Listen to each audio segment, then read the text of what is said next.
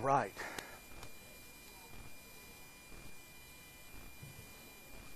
Technology's great, but when you come to class 20 minutes early and you still have to start 10 minutes late because of all the trouble you have with everything uploading and updating and all of that, there has to be a more efficient way. I don't know what it is yet, but we're working on it. All right, today what we're going to do, we're going to finish chapter 7. Also, we're going to look at some stocks. We'll bring up the Scottrade account, what's called their real-time quotes, and so you can see some prices changing, and I'll kind of go through the process of, you know, if you want to buy stocks, sell stocks, get started in investing, how do you do that?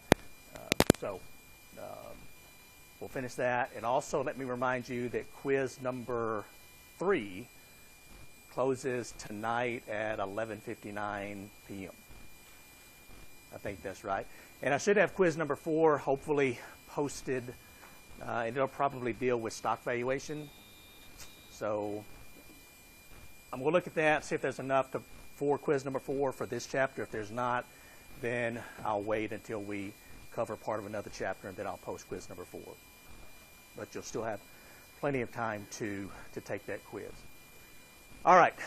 Other questions? So we've got this week. Remember, next Tuesday, we're not meeting the Tuesday before Thanksgiving. So we essentially have this week and then the week when you come back from Thanksgiving to finish whatever material we get through. And then you'll have your final exam and your bonus test at the same time during the regularly scheduled final, which I think is the Tuesday of finals week at 1:30, I believe. Is that right? Yes? Okay. I think that's what it is. All right, now let's talk, so far we've talked about valuing stocks and how do we determine what a stock should be selling for, that type of thing.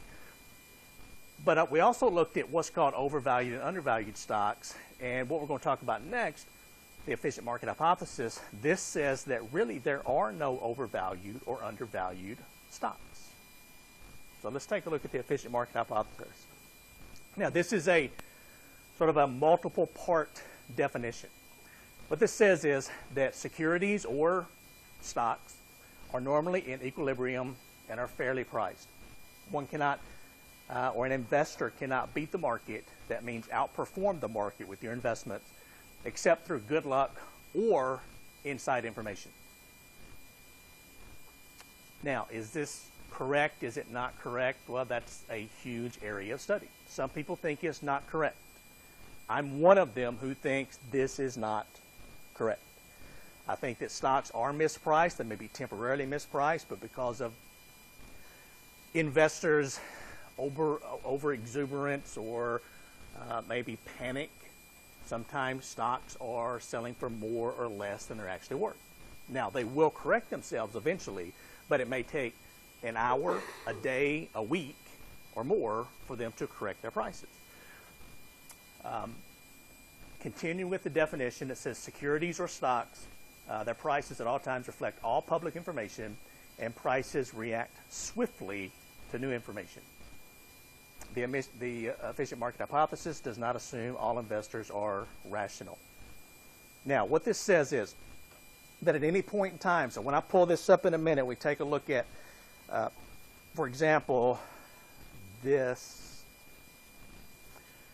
And so we look at these streaming quotes, and you can see here, this is the current price for these stocks. And you'll notice a lot of green and red. Well, what this is showing is the price of the stock either increasing, which would be a green, or decreasing, which would be red. And you'll notice it's constantly moving. So the price of these stocks are constantly changing. They're constantly going up or down.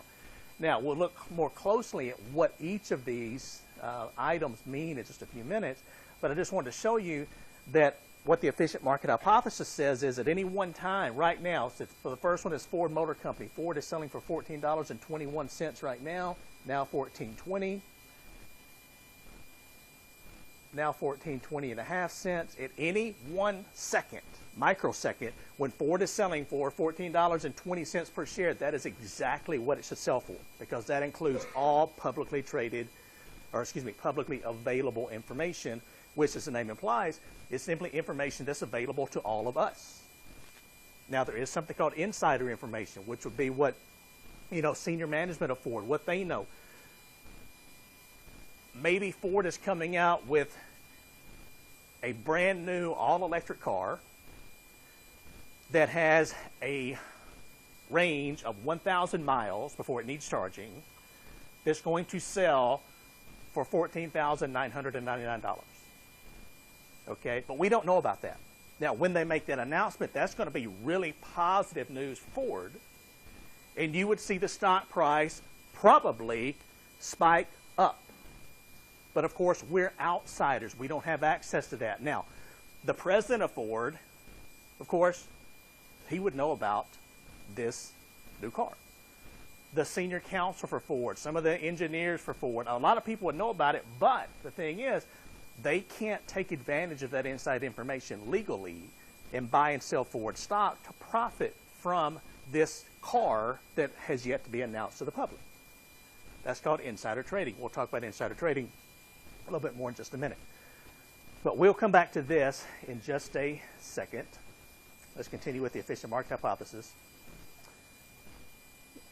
So essentially, if we want to sum this up, what this says is that the efficient market hypothesis assumes that stocks trade at their true value, and investors should not waste their time trying to find mispriced securities. Now again, not everybody believes this. Lots of studies have been done on the efficiency of our stock markets, because really, if our markets are truly efficient, when you buy a share of stock for a certain price, that should be the true price of the stock. It should not be underpriced or overpriced. And there are different levels of efficiency that have been tested within our stock markets and also bond markets to determine, are they efficient? Because this goes back to investor confidence. If you're an investor and you think that stock prices are being manipulated artificially by one person, a group of people, whatever the situation might be, and you can't get a fair deal on your investment, what are you going to do? You're not going to trade. You're going to walk, you're going to step away from it. You're going to put your money in the bank. You're going to invest your money in real estate. You're going to put your money anywhere else but the stock market. And if that happens, what is the end result for our financial markets? They eventually just, they dry up. They shut down. And the United States stock markets are the leading markets for the world. So if that happens, can you imagine what would happen to the world economy? It's basically just going to stop. So that's why our markets have to be efficient. We have to have confidence that there's not, I'm going to say, a lot of insider trading going on. We know that insider trading happens. Okay, it's happened today already. It's happened 100 times today, probably. But the thing is, it's illegal. We try to stop it. We're always getting better at stopping it. Will it ever be completely eradicated? No. There's always going to be insider trading. And we can look at some examples of insider trading, and you can see just sometimes there's sort of a gray area in terms of what's legal versus what's not legal. Sometimes it's just blatant insider trading, and people think they can get away with it. Sometimes they do, sometimes they don't. Now, in looking at the efficient market hypothesis, basically what this tells us is that if stocks do deviate even slightly from their true values, that investors are going to take advantage of this by trading, and it's going to either push the price of the stock up or down to its true value. Now, in going back and looking at this, it says prices are going to react swiftly to new information. What that means is, when I talked about this the last time we met, information is constantly flowing into the stock market. Good information, bad information, true information, false information. And it's up to us as investors to take that information, process it, and then determine, is this going to hurt the price of a stock, help the price of a stock, or have no change on the price of a stock. A really good example is the terrorist attacks in France this weekend. Terrorist attacks, especially major terrorist attacks, cause investors to be very, very nervous. And so what tends to happen is you see it affecting one stock market, and then there's sort of it vibrates throughout the rest of the world. So it hits the French stock market, British, Japanese, etc. If, I don't know, let's say that some positive information comes out about the economy, and new jobs created this month were 20% higher than expected.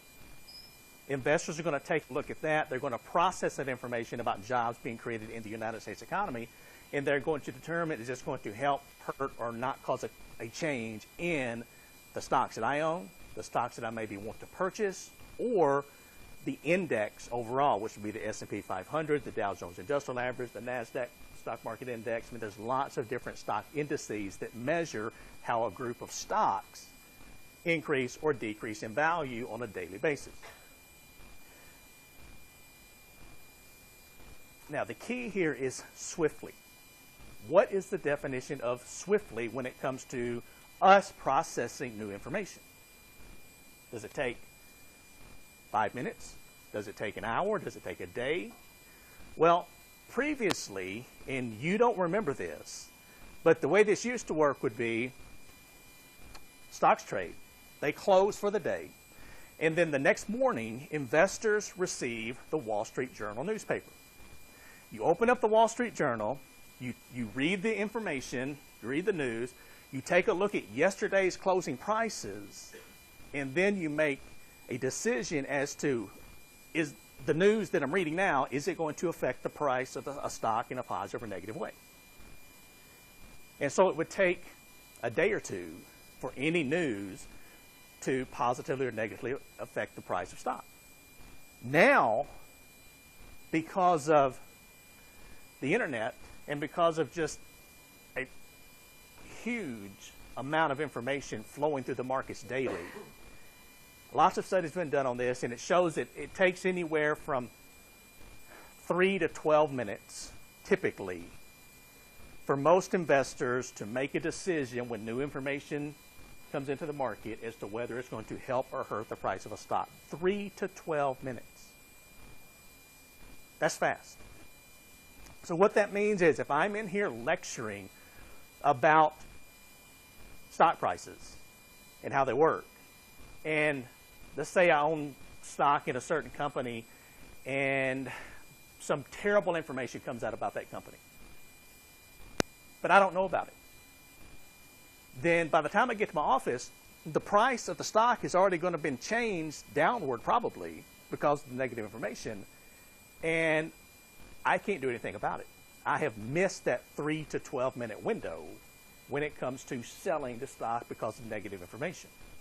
Or if Ford announced the hypothetical electric car that I just talked about while I'm in here lecturing, then you're going to see the price of Ford stock shoot up, and I'm going to miss most of it because I'm in here talking to you about stock prices. So just because information is public doesn't mean you have to know about it. It just means it's out there somewhere. Okay? Now, when it comes to different levels of efficiency, we're going to look at 3 different levels. The first is what's called weak form efficiency. And what weak form efficiency says is that investors can't profit by looking at past trends or historical information. So what that simply means is if you're looking at historical financial statements, historical charts, historical data of any kind, you cannot consistently outperform the market, which the market, again, is measured by a stock market index, or something like the S&P 500. So let's say last year's S&P 500 increase was a positive 12%.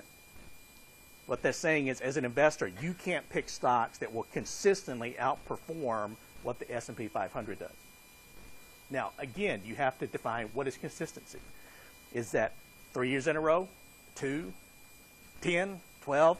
I mean, what's the definition of consistency? And that's what the efficient market hypothesis doesn't tell us, is what is consistently. What is outperforming the market? Is it beating it by 200 basis points, 100 basis points, 500 basis points? So there's a lot left out. This is a very theoretical model. There's a lot left out. And there's a lot left up to assumptions when it comes to the efficient market hypothesis. Now, our markets have been proven to be weak form efficient, which essentially says investors cannot outperform the market consistently by just using historical information. The next, and we're moving up in efficiency. Now keep in mind, each of these includes the lower form of efficiency. So the semi-strong form of efficiency, which is next, it also includes weak form efficiency. And what this says is that all publicly available information is reflected in stock prices, so it doesn't pay to pore over annual reports looking for undervalued stocks. So if our markets are semi-strong form efficient, it means that you can't consistently outperform the market by using historical information, which was weak form efficiency, or publicly available information. So basically, there's no need to try to outperform the market. We should all just invest in an index fund and be happy. Well, again, not everybody believes this.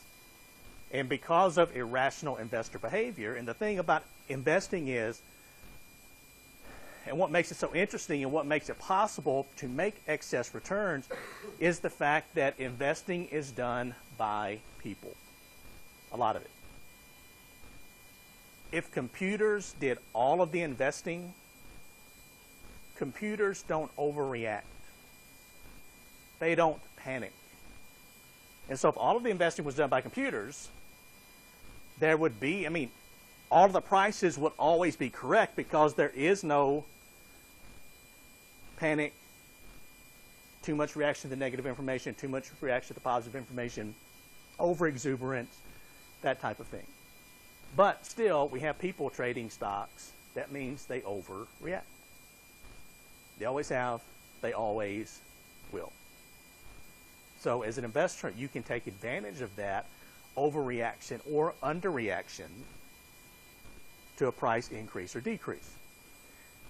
Now, you should also know that the United States stock markets have been proven to be semi-strong form efficient.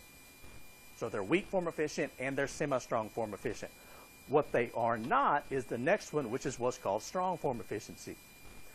And what this says is that all information, even inside information, is included in a stock's price. So if our markets were strong form efficient, that means there would be no insider trading.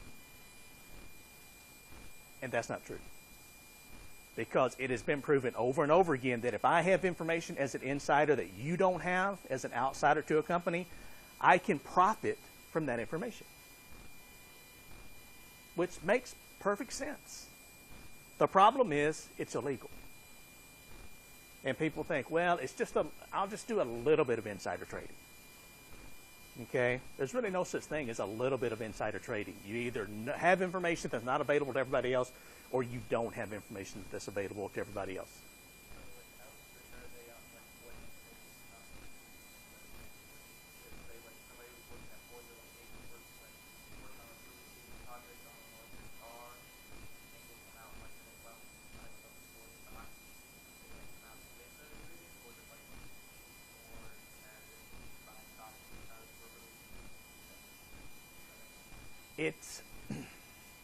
That's a really good question. It really depends on, is the information available to all Ford employees, or is it available to just a select group of Ford employees, and they're not supposed to let the information out? Does that make sense? So if Ford, if it's widely known that Ford is introducing a new car that they think is going to be a great seller, and all the employees know about it, well, that information is going to get out, even if Ford hasn't made a press release letting everybody else know about it. If everybody at Ford knows, that would be public information. But if just the president, the senior vice president, some senior engineers who are working on it, if that little group knows and nobody else does, that would be considered inside information. Does that make sense? And again, sometimes there is some gray area. Let me give you an example of this. Let's say that I am the attorney for a bank here in Murray, and a competitor is buying my bank, and they're paying 2 times the current selling price of my bank stock to purchase my bank. But nobody knows about this. The announcement's going to be made next week. Now, as the attorney for the bank, I know about this, but it would be stupid if I go out and buy my bank stock right now, buy more of it, because that would be pretty simple to follow in terms of investigating insider trading. But what if I call my parents?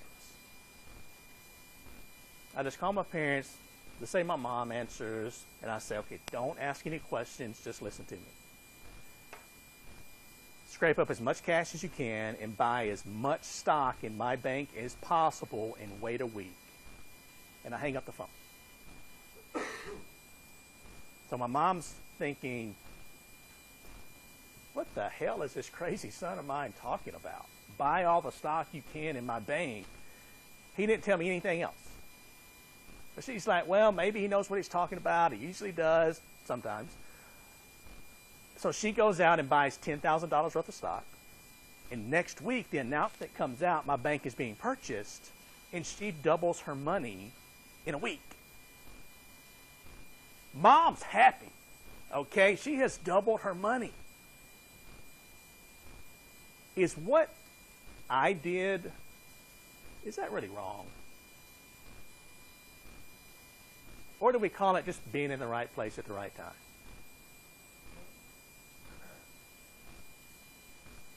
I mean, really. It's my mom. I mean, she raised me. I put her through hell. I'm giving back to her. I'm giving her some information that maybe all of you didn't know about, but, I mean, I'm sorry. But you're not my mom, okay?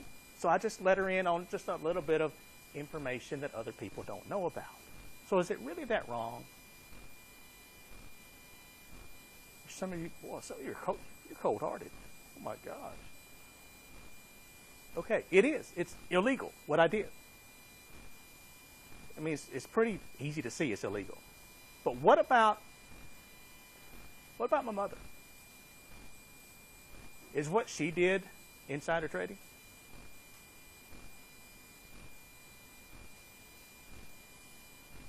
That's where it gets a little tougher.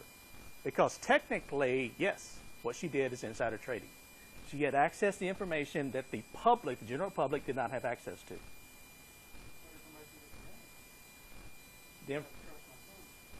That's true. I mean, that's it. But I told her, buy the stock. So, it being technically illegal and proving it, yeah, you're right. That's 2 different things. So, could they convict her for insider trading? I mean, that'd be tough. That'd be a long shot. Could they convict me for insider trading? It'd be pretty simple to do that. They'll pull phone records. They'll take a look at her investing habits. If she's never purchased stock in my bank before and she just happens to do it a week before the bank announces a takeover, that's not too hard to prosecute. But there's lots of different examples of that. You know, Martha Stewart, a lot of you have heard of the Martha Stewart case. And most people think she went to jail for insider trading. She actually did not go to jail for insider trading. She went to prison for lying to federal investigators because they could not prove beyond reasonable doubt that she participated in insider trading, so they stepped away from that and they decided just to go after her for lying to federal investigators. She went to prison, but it probably wasn't quite as severe as insider trading. What if you overhear, what if you're in, let's say you're at the gym, you're in the locker room, you're getting dressed and you happen to hear 2 people sitting on a bench in the locker room. They're talking about one of them is telling the other that their company is introducing a product, a drug, that is going to cure cancer. And you just happen to hear that, and you sort of perk up, and you're like, whoa, I'm going to listen to this. And so you listen to their conversation, and one of the guys says, yeah, we're going to introduce this in about a month. We're going to make the announcement, and it's going to be fantastic. Our stock price is going to go through the ceiling. And so you're thinking, maybe I'll buy a few shares of this company. So you buy a few shares, and sure enough, they announce that in a month, and your stock price triples in value. Is that insider trading?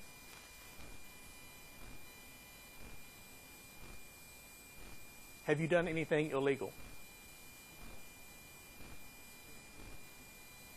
It'd be tough to prove. But is it illegal? Technically, what you did, you're taking information that is not available to the public and using it for personal gain. Technically, it is illegal. Proving it is a completely different thing. What about the guy who's talking to the other person in the locker room? Is that illegal?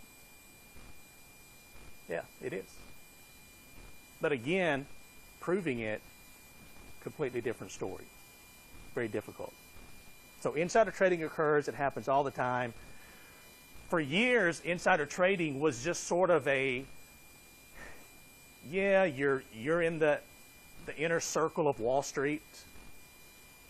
It's okay. Everybody does it. We just look the other way because nobody gets hurt. But actually, does anybody get hurt when we have insider trading? Yes. And who's hurt? Stockholders or anybody who potentially was going to buy the stock or sell it, depending on the situation, that did not have access to the inside information. They're the ones who are hurt. And in the big picture, like I talked about earlier, all investors are hurt because if we think that our markets are not efficient, we're going to step away from them. We're going to stop investing in the stock market. And you're going to see a huge meltdown of the economy when that happens. So the government has really gotten tough on insider trading in the last few years. And it's not the sort of the slap on the wrist type of crime that it used to be. I mean, executives are doing serious time in federal prisons for insider trading, whereas 20, 25 years ago, they wouldn't have. Okay, so you need to know that United States stock markets are weak form efficient, they're semi-strong form efficient, but they are not strong form efficient. Insiders can make excess returns. The thing is, can you get away with it? And if you can just go to a search engine, type in insider trading cases, there's thousands of them. Some pretty interesting, some not so interesting. Okay? All right. And basically, this is talking about why our stock markets are efficient. They're efficient basically because you have so many people watching the stocks that are trading on the stock market, especially big companies. The Fords, the General Motors, the General Electrics, the Facebooks. You've got hundreds and hundreds of professional stock analysts watching these companies every single second of every day. And so it's a little unrealistic for me to think that, I can log in every so often and do a little research on General Electric or Facebook and figure out something that's going to happen that the professionals who watch this stock 12 to 14 hours a day can't figure out. Now, with smaller companies, there is more opportunity because less people follow small companies. And so there is opportunity there to make some excess profits. And there you can actually make some really good returns on big companies. You just really have to know what you're investing in and simply be ready to take what the market provides for you. And what that simply means is you're not going to be able to choose, pick out something that Ford Motor Company is doing that everybody else doesn't know about, but it still is possible for the price of Ford Motor Company to increase at a nice rate. Plus, you may receive some dividends, so you can still make a really good return. You just may not make that huge return like you would on maybe a smaller company. And then this just talks about, it goes through talking about market efficiency, overreaction, that type of thing. All right, now what I'm going to do here is I'm going to switch over. This is for, well, actually, let's see if I can, I'm not sure when this is from. I want you to take a look at these prices really quickly. This is Ford, this is National Bank of Greece, this is Facebook, this is Citibank, Tesla, and First Solar. Take a look at these prices. For example, take a look at Facebook. Facebook, whenever this was probably 2 years ago maybe. Is the date on here? No, I don't see the date anywhere. Facebook was selling for $23.84 per share. Now, if we take a look at Facebook stock, it is selling for $106.07 per share. So if you bought at 23, you're a really happy investor right now. Your investment has almost increased 5 times over the last roughly 2 years. That's a really good return on your investment. You can look at others. Ford, you can look at National Bank of Greece. Remember, it was selling for $2 and something per share. Now it's selling for 46 cents per share. If you're an investor in the National Bank of Greece, you're probably not so happy right now. You can see Netflix. Now, Netflix previously, if I go back here, does it show Netflix? No, it doesn't. Let's look at Tesla, $32 per share. Look at Tesla now. Where are we? $214 per share. 34 to 214. Again, that's a really good return on your investment. Now, what this means is I'll go across here. Again, these are some stocks that you have probably heard of. So I just went through and showed some stocks that are widely held. Ford, National Bank of Greece, Facebook. This is Citibank, Tesla, the electric car company, First Solar, Twitter, British Petroleum, and Netflix. So you've heard of those companies. And what this shows is, and this is Scott Trader's streaming quotes, this is the last price at which the stock traded.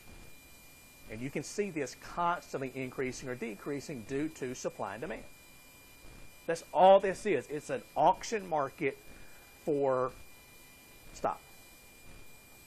What somebody's willing to pay versus what somebody is willing to sell the stock for sets the price. Could you say we're still being taken advantage of high frequency trading? I know it's just like fractions of pennies on the dollar, but still. You can, yeah. What he's referring to is the thousands and thousands of computers that are set to take advantage of just small miscues in stock pricing. And so automatically this this computer would buy up some stock at a certain price. It might sell later, and it might make a 1 cent per share profit. And you think, well, 1 cent per share, that's not much. But if you're talking about millions of shares of stock being bought and sold every day, 1 cent per share adds up over time. Now, in going across here, I'm going to go through this pretty quickly. You can see this is the previous day's close. So yesterday the stock closed at this price. This is the dollar change since yesterday's close, and this is the percentage change since yesterday's close. You can see Netflix is having a really good day. It's up 5.07% just today. Now, you can compare that with if you put your money in a bank, in a savings account, and your money might earn 0.2% all year. And Netflix is up 5% just today. So you can see that the stock market can provide you with some really good returns, but also tomorrow Netflix may be down 5%. So it can go up by quite a bit. It can go down by quite a bit. This is the size of the last trade, so how many shares traded hands. So we'll just concentrate on Netflix here. There's one share traded. That's not a really big investor. 10 shares just traded. 77 shares just traded. 200 shares just traded. 19 shares, 150. This is the daily high, 118.79. This is the daily low, 111.70. Now, this is just a couple of rankings here. The S&P 500, so the more stars, the better potentially the investment. It's not always accurate, but that's sort of their idea of giving you sort of some information. You can look at Ford as a 5-star rated stock. There's some 4-star rated stocks here. This is Thomson Reuters, so they're saying, you know, is this negative, positive, etc. Negative, you would probably want to sell. So what they're saying is Netflix is probably overpriced right now. Investors just haven't realized it to this point. And you've got some others, you know, this is neutral, avoid, etc. Now, I want to point this out. This is the bid price. This is the ask price. You'll notice there's a difference. Typically, it's going to be 1 or 2 cents between the bid and the ask price. Now it's 2 cents, 3 cents, etc. The ask price is if you want to sell, if you want to buy 1 share of Netflix stock, you're going to have to pay your broker the ask price. You'll notice the ask price is always just a little bit higher than the bid price. So this is what you're going to pay if you want to sell 1 share of Netflix stock. You're going to sell it back to your broker for the bid price. And the difference is what's called the bid-ask spread. Now again, it's only 1 cent, 2 cents, 3 cents. But if you're selling thousands and thousands or even millions of shares per day, 2 or 3 cents per share adds up. And the way it works is the more widely traded a stock, the lower the bid-ask spread. If you find some obscure stock that nobody hardly ever buys or sells, the bid-ask spread could be 50 cents, 60 cents, $1. But for these stocks, you'll notice there's just, a very, very small difference. This tells us the last tick of was it a down tick, was it an up tick, or was it did the price stay equal? And then this is the daily volume. Notice already today there have been 24,173,000 shares of Netflix bought or sold. Almost 25 million shares just today in under 3 hours' time. What others do we have here? We've got National Bank of Greece, over 20 million. Facebook, 19 million shares. So you can see the volume is just huge when it comes to the stock market, buying and selling. Now, if you decided, let's say you decided you wanted to buy Netflix stock. It's pretty simple. You can go to your Scottrade homepage, or you could just click on the buy button, the buy link. And this is what's going to pop up. So notice up here, now this is the bid price and the ask price. So remember, you would pay the ask price. So this gives you some information on what's happening right now with Netflix. Now here, you could either click to buy, sell short, or buy to cover. Typically, most people are going to do one of these two, buy or sell. This is a traditional, what we call long transaction, which means you're buying at a low price, hoping the price goes up and you can sell it. So let's say I want to buy. This is the ticker symbol, Netflix. And let's say I want to buy, you could buy whatever, 100 shares. Now, at this point, you have to decide what order type this is going to be.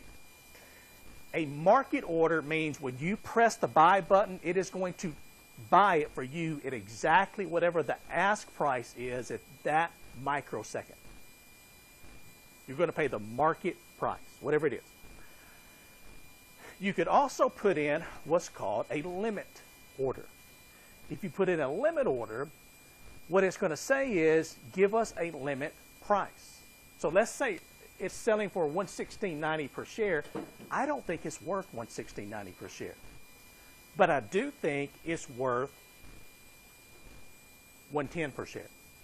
So what I could do is I could simply put in a limit price of $110. And if it goes down to 110, it's automatically going to buy at 110 my 100 shares of Netflix. And you could do the same thing if you're selling. Let's say, for example, you've got a limit price of 120 that you want to sell, so you currently own some Netflix stock. When it reaches 120, it will automatically sell. You don't even have to be logged on or even looking at it. It's going to happen automatically. So this is a good way to protect yourself against stock going up or down in value depending on where you are, where you're positioned. Let's say I want to put a limit price for selling of 100. So if something negative happens and I'm in here lecturing on Netflix stock and I don't know about it, and it suddenly starts dropping, it would sell whatever Netflix I owned or whatever I told it to sell at $100 per share automatically. And then you have other types of orders. That's a really good question. I'm going to come back to that question in just a second. You've got other ones. You've got stop on a certain quote, stop limit. So you've got other more sophisticated, but basically work similar to a limit order. Now, my limit price, okay, I've got it set at 100. Now, this is the time in force. Currently, it's a day limit order, which means that at the end of the trading day today, that limit order is going to disappear. So if it doesn't reach the limit price today, then it disappears. You could also put a GTC. This stands for good till canceled. That means that the limit order that I put in today is going to stay in effect until I manually go in and cancel that limit order. And I can tell you from past experience, these are easy to forget. Sometimes you'll have a limit order in to buy stock. You forget about it, and 3 months later it pops up on your computer that you just bought X number of shares of a stock. And you're like, what the hell's going on here? Then you remember, oh yeah, the limit order that I put in. Yes, that's happened to me before, okay? It can happen. And the other is what's called a GTD. This stands for good till date, a certain date. So for this, you might put it in, I want this limit order to be in effect until, Wednesday, or whatever the situation is. Or, you could do it for whatever. You could put January 1st. You could go into next year, just whatever the situation might be. And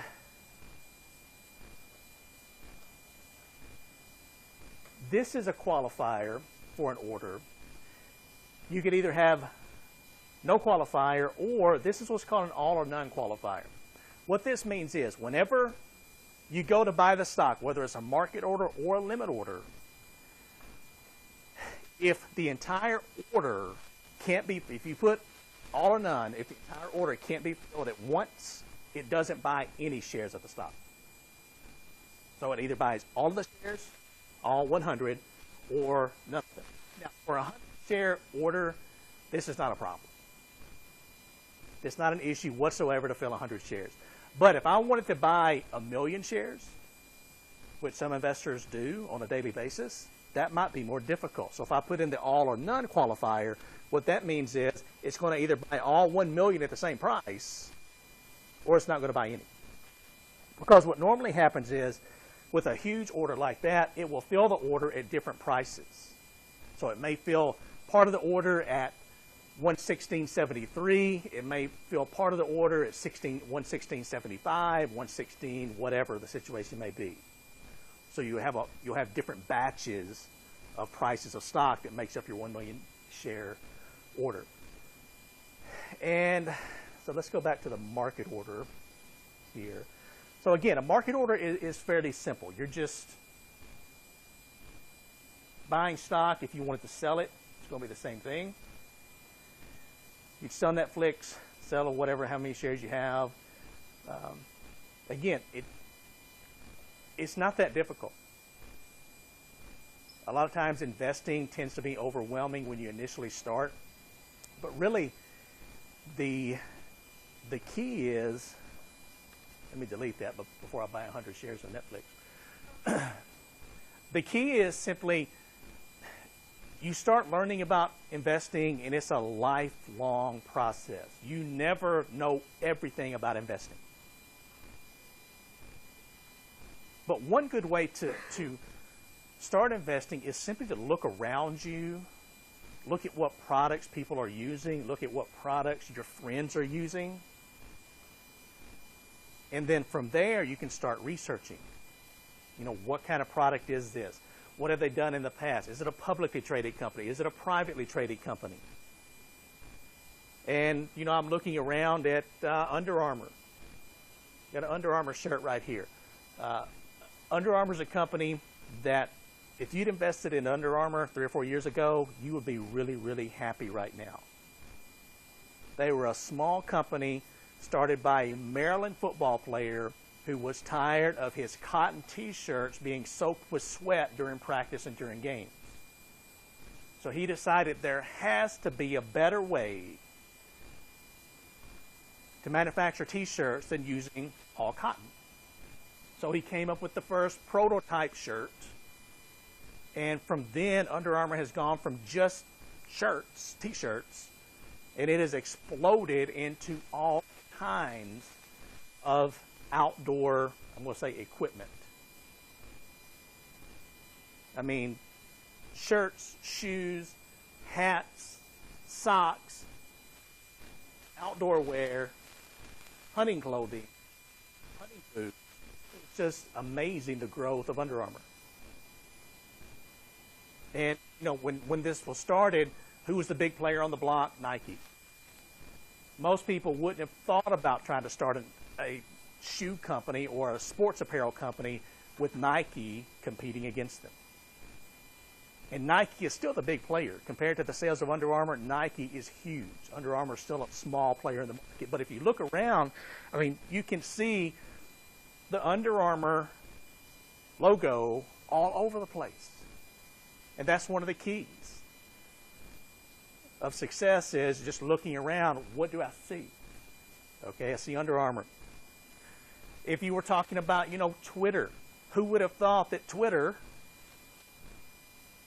a website where you're limited to 140 characters, is that right? I don't do Twitter, by the way. But who would have thought that that would be as popular as it is? Or Facebook. You know, Facebook's kind of come and gone for a lot of you. You never were active on Facebook, but now the major new Facebook account holder are typically women in their mid-60s. They're the ones who are now hitting Facebook in masses. And if you look at the price of Facebook stock, where it was selling for $20 per share 2 years ago, selling over $100 per share now. So again, if you look around, if you talk to people, it's not just you, but it's family members. Who's buying what? I mean, when I look at Under Armour items, and I own Under Armour shirts and hunting clothing and that type of thing, but when I look at it, you look at the initial price of it, when I first started kind of following it, I thought, man, nobody's going to buy this stuff. Nobody's going to pay $40 for a T-shirt. What happened? People paid $40 for a T-shirt.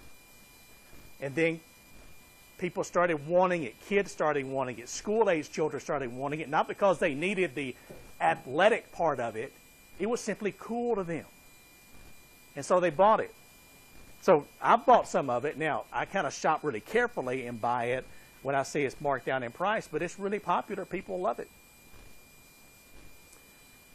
All right, so questions about buying or selling. Let me bring this back up. Buying or selling stock.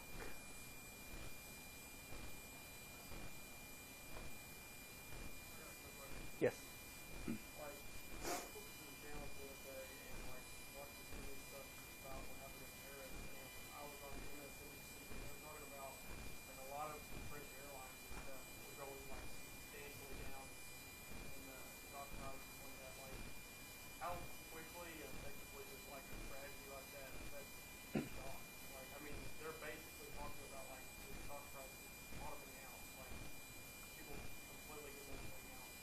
it didn't just hurt French airline stocks, it hurt American airline stocks too. Basically, what investors were saying is, we think tourism to France is going to be severely damaged by these terrorist attacks. Less people flying, less revenue for the airlines, stock price is going to go down. Is that like what the stockbrokers are saying, or is that like the investors? That's just the investors basically just making up their mind of, let's say I own American Airlines stock, and I'm like, wow, this is really going to hurt. Because not only does it hurt flying to France, but it just makes people nervous. Right. And when people are nervous, the worst place you can be is in a plane 30,000 feet in the air. Right. So you had the Russian airliner blown up, 2 weeks ago? You had the terrorist attacks in France. It makes people nervous. So if you're nervous on the street, imagine how you feel in the air. What do? If that makes you really nervous, you simply don't fly if you don't have to. And so that's the information I was talking about flowing through to investors, and investors are going, yes, it's going to hurt. Now, I will guarantee you there were a lot of people who were buying those stocks at the time the price was going down. Because successful investors, and that's what's really tough about investing, is you have to go against the crowd. When everybody else is selling, you're buying. And it takes a lot of guts to do that. If everybody else is buying, and you're watching stock prices go up, you may get to the point where it's like, I need to sell. I think this is getting to, correction territory, and you have to sell. That's hard because you like watching your stock prices go up. But that's a really good point that you made about airline stocks. And there was, what's a good example? Back in the, there was a company that I followed at one time in class when I was teaching the investments class. And it was a company, the name is really strange. The company's name was Boots and Coots. And Boots, there's the name of the two founders. Their last names, Boots and Coots. And this is a company that specialized in putting out oil well fires. You may think, well, what's the demand for oil well fires? During the first Gulf War, back in the early 1990s, when Iraq was leaving Kuwait, it set hundreds and hundreds and hundreds of oil wells on fire as they left. Now, an oil well fire, you just don't spray water on an oil well that's on fire and put it out. It takes very specialized techniques to do this. And so this little company, Boots and Coots, located in Texas, overnight, their stock price just shot up. I want to say about fivefold, I believe.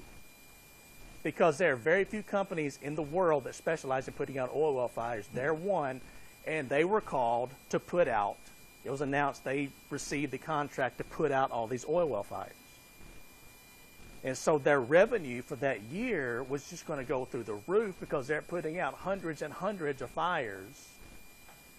And again, this is a company nobody had even heard of before. But that goes to show you how something like that, information, a specialized function that nobody else does, and that information getting out to the public can make for a really, really good investment. You just have to be aware of it. If you're not out there looking for it, then you don't know about it. Okay, other questions about investing?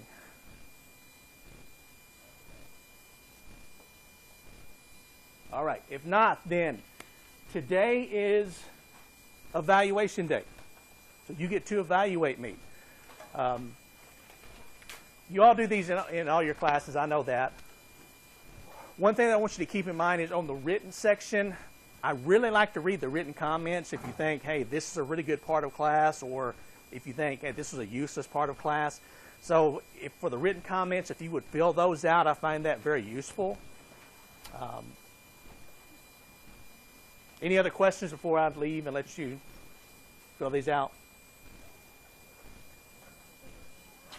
No? How many stock markets? How many? How many shares do you have Different of these companies? Any company? I don't know. Too many to count? I own a lot of, well, no, I own a lot of mutual funds. And so mutual funds, I actually own very few individual stocks. I own some, but very few. Mutual funds, they own lots of different companies, and so I really don't know how many shares combined. I'm invested in about 20 different mutual funds. So if that helps. All right, so let me get out of all of this.